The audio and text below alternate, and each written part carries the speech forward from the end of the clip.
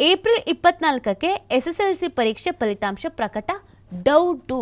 April 24ಕ್ಕೆ SSLC ಪರೀಕ್ಷೆ ಫಲಿತಾಂಶ ಬರೋದು ಡೌಟು ಅಂತ. ಯಾಕೆ ಅಂತ ನೋಡೋಣ ಬನ್ನಿ.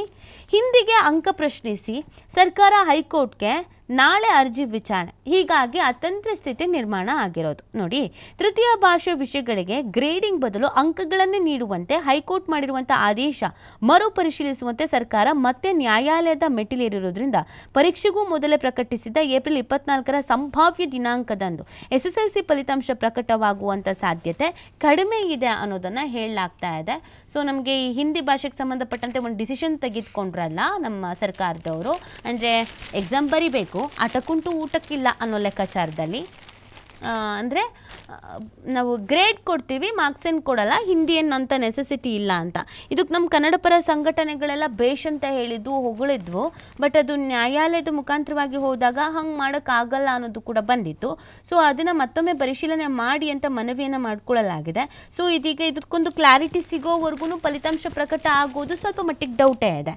ಗ್ರೇಡಿಂಗ್ ಬದಲು ಅಂಕಗಳನ್ನೇ ನೀಡುವಂತೆ ಆದೇಶಿಸಿರುವಂಥ ಪೀಠದ ಮುಂದೆ ಏಪ್ರಿಲ್ 21ರಂದು ಮರುಪರಿಶೀಲನಾ ಅರ್ಜಿಯ ವಿಚಾರಣೆ ನಿಗದಿಯಾಗಿದೆ. ಹೈಕೋರ್ಟ್ ಯಾವ ಆದೇಶ ನೀಡಬಹುದು ಎಂಬ ಬಗ್ಗೆ ವಿದ್ಯಾರ್ಥಿಗಳು ಹಾಗೂ ಪೋಷಕರಲ್ಲಿ ಭಾರಿ ಗೊಂದಲ ಮೂಡಿಸಿದೆ.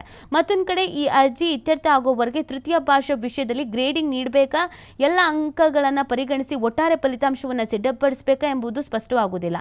ಹಾಗಾಗಿ SSLC ಮೌಲ್ಯಮಾಪನ ಪೂರ್ಣಗೊಂಡಿದ್ದರೂ ಕರ್ನಾಟಕ ಶಾಲಾ ಪರೀಕ್ಷೆ ಮತ್ತು ಮೌಲ್ಯ ನಿರ್ಣಯ ಮಂಡಳಿಯು ಫಲಿತಾಂಶ ಪ್ರಕಟಣೆಯ ಮಟ್ಟಕ್ಕೆ ಸಂಪೂರ್ಣ ಸಿದ್ಧಪಡಿಸೋಕೆ ಸಾಧ್ಯ ಆಗೋದಿಲ್ಲ ಅಂತ ಮೂಲಗಳು ಹೇಳ್ತಾ ಇದೆ.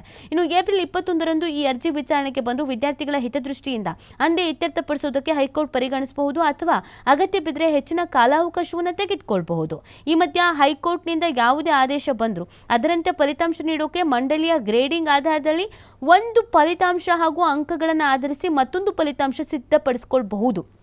ಆದರೆ ಸದಾ ಜನಗಣತಿಯ ಹಿನ್ನೆಲೆಯಲ್ಲಿ ಮಂಡಳಿಯಲ್ಲೂ ಕೂಡ ಸಿಬ್ಬಂದಿ ಕೊರತೆ ಇದೆ ಎನ್ನಲಾಗ್ತಿದೆ. ಹೀಗಾಗಿ ಈ ರೀತಿ ಎರಡೂ ರೀತಿಯ ಫಲಿತಾಂಶ ಸಿದ್ಧಪಡಿಸೋ ಸುಲಭವಲ್ಲ ಅಂತ ಹೇಳಲಾಗ್ತಾ ಇದೆ. ಈ ಎಲ್ಲ ವಿಚಾರಗಳ ಹಿನ್ನೆಲೆಯಲ್ಲಿ ಶಿಕ್ಷಣ ಇಲಾಖೆ SSLC ಪರೀಕ್ಷೆಗೂ ಮೊದಲೇ ಫಲಿತಾಂಶ ಪ್ರಕಟಣೆಗೆ ನಿಗದಿಪಡಿಸಿದ್ದ ಸಂಭಾವ್ಯ ದಿನಾಂಕವಾದ ಏಪ್ರಿಲ್ 24ರಂದು ಫಲಿತಾಂಶ ಹೊರಬರುವ ಸಾಧ್ಯತೆ ತೀರಾ ಕಡಿಮೆ ಇದೆ ಅಂತ ಹೇಳ್ತಾ ಇದ್ದಾರೆ. ಮುಂದಕ್ಕೆ ಹೋಗ್ಬೋದು, ಯಾವತ್ತು ಏನು ಅನ್ನೋದು ಗೊತ್ತಾಗ್ತಾ ಇಲ್ಲ.